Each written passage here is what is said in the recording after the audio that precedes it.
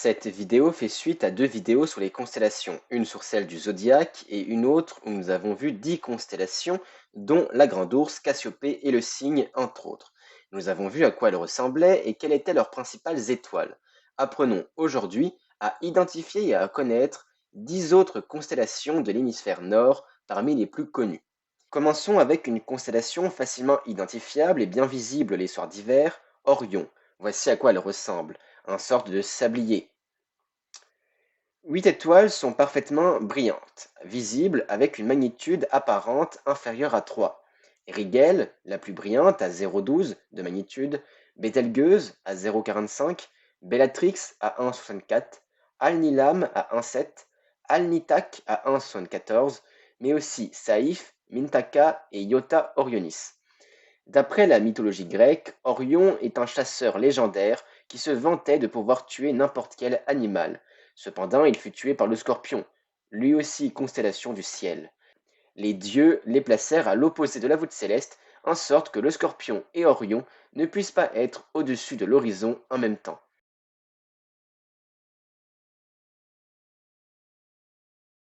Orion avait un chien du nom de Sirius. Justement, voyons maintenant le grand chien. Pourquoi justement? Parce que Sirius est le nom de l'étoile principale de cette constellation. Elle se situe à côté d'Orion et prend à peu près cette forme. Repérez juste une étoile très brillante à côté d'Orion. 5 étoiles sont parfaitement visibles. Tout d'abord, Sirius, d'une magnitude apparente de moins 1,44, c'est l'étoile, après le Soleil bien sûr, la plus brillante de notre ciel. On a ensuite Adara à 1,5, Wezen à 1,83, Mirzam à 1,98 et Eta Canis Majoris. Comme déjà dit, mythologiquement, le grand chien est le chien d'Orion qui chasse ici le lièvre, constellation d'à côté. Il existe cependant plusieurs autres légendes rattachées au grand chien. Le cocher, Auriga en latin, est reconnaissable à sa forme assez arrondie. 4 étoiles sont parfaitement visibles. Tout d'abord Capella, de magnitude 0,08, c'est l'une des étoiles les plus brillantes du ciel. On a ensuite Menkalina à 1,9, Theta Aurigae et Iota Aurigae.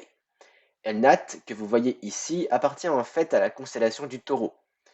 On représente souvent le cocher comme un chariot avec un conducteur qui peut porter une chèvre. Mythologiquement, il s'agirait de Érictonios, fils d'Héphaïstos et de Gaïa. Roi légendaire d'Athènes, inventeur du char à 4 roues, il est aujourd'hui dans le ciel avec son invention en la constellation du cocher. Le bouvier est reconnaissable à sa forme en cerf-volant. 3 étoiles sont parfaitement visibles. Déjà Arcturus, magnitude apparente de moins 0,05, ce qui en fait pour elle aussi une des étoiles les plus brillantes du ciel.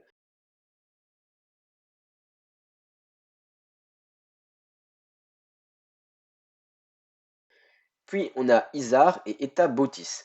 Le bouvier pourrait représenter Philomélos, fils de Déméter, déesse de l'agriculture et des moissons. Philomélos aurait inventé la charrue. Contente, Déméter place son fils dans le ciel en train de labourer.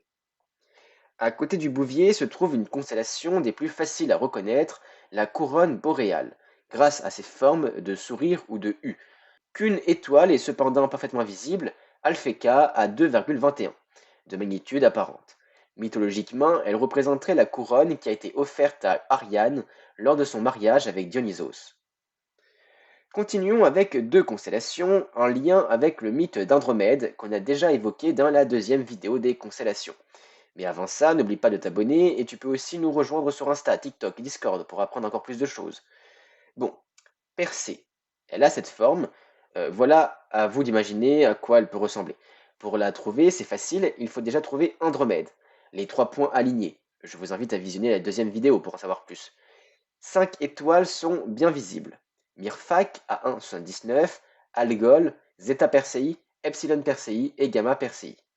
Mythologiquement, elle représente donc Persée, héros grec, celui qui tua la gorgone Méduse et qui sauva Andromède, d'où le fait que les deux constellations soient proches l'une de l'autre. Persée avait un cheval ailé, Pégase, qui est aussi une constellation. Pégase, donc, voici à quoi il ressemble. Très reconnaissable, ça ressemble presque à un cheval à l'envers. À gauche, ce qu'on pourrait prendre pour une queue, c'est Andromède. 5 étoiles sont bien visibles, Enif, Beta Pégasi, Marcab, Algénib et Eta Pégasi. La plus brillante est cependant l'étoile à gauche du carré, Alphératz, mais il s'agit d'une étoile d'Andromède. Pégase est donc le cheval ailé qui naît du sang de la gorgone Méduse lorsqu'elle est décapitée par Persée. Pégase est par la suite le cheval de Bellérophon, celui qui a la lourde tâche de tuer la chimère. Restons dans les héros grecs avec le célèbre Hercule. Voici à quoi il ressemble, un carré symbolisant le corps et quatre traits qui partent de chaque sommet du carré pour former les membres, bras et jambes. Elle se situe dans le ciel à côté du dragon, du bouvier et de la lyre. Elle est plutôt facilement reconnaissable, mais ce n'est pas la constellation la plus brillante. Seules deux étoiles ont une magnitude apparente inférieure à 3, Beta Herculis et Zeta Herculis. Mythologiquement, elle symbolise donc le héros grec Hercule, ou plutôt Héraclès, connu principalement pour ses 12 travaux. Citons-les rapidement. Tuer le lion de Némée, tuer l'hydre de Lerne, capturer le sanglier d'Érimante, vaincre à la course la biche de Cérini, nettoyer les écuries d'Augias, abattre les oiseaux du lac Stymphale, capturer le taureau crétois de Minos, dompter les juments de Diomède, ramener la ceinture dorée d'Hippolyte, reine des Amazones, voler les bœufs de Xérion, voler les pommes d'or des Hespérides, et enfin enchaîner Cerbère. Restons dans le mythe d'Hercule et citons la constellation de l'Hydre. Elle ressemble à cela, à un serpent, une petite tête et un long corps plus ou moins serpentiforme. Il s'agit de la constellation la plus vaste. Elle se situe en dessous des constellations du zodiaque de la Vierge, Lion et Cancer, ce qui en fait une constellation pas souvent visible. Elle est plutôt en hiver. Seules deux étoiles sont parfaitement visibles, Alphard à 1,98 et Gamma Hydrae. Elles représentent, vous l'avez deviné je pense, l'hydre de Lerne, le monstre du deuxième travail d'Hercule, une bête à 9 têtes, si une est tranchée, deux autres repoussent. Dernière constellation de cette vidéo, une toute petite mais facilement identifiable, le dauphin. Elle se situe entre le cygne et l'aigle et a cette forme. Cependant, aucune de ces étoiles n'est parfaitement brillante. Mythologiquement, trois légendes y sont rattachées. Il s'agirait soit du dauphin qui a convaincu la Néréide Amphityrite de vivre avec Poséidon, soit le dauphin qui sauva le poète Arion de Métymne jeté par-dessus bord, soit d'un chef pirate transformé en dauphin par Dionysos, mais mis au ciel par Poséidon car il vénérait les dieux. À retenir, voici les 10 constellations du jour. Orion, le grand chien, le cocher, le bouvier, la couronne boréale, Persée, Pégase, Hercule, l'hydre et le dauphin.